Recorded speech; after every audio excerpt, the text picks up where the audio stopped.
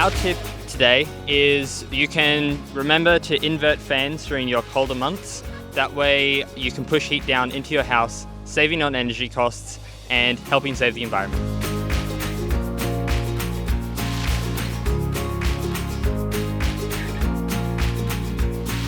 We must pick up rubbish whenever we see it because that will reduce the amount of rubbish that we have in our school and entire world.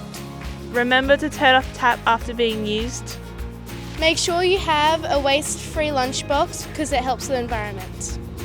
Have shorter showers. If you buy a disposable water bottle, reuse it or buy a metal one. Avoid buying products with palm oils, such as chocolates, ice creams, and soap. If you see a bubbler, turn it off.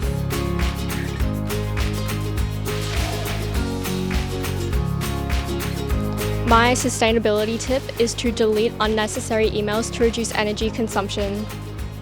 Use rainwater for gardening.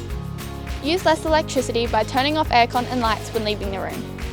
Our sustainability tip is to use containers instead of plastic wrappers so that the rubbish doesn't get out in the first place.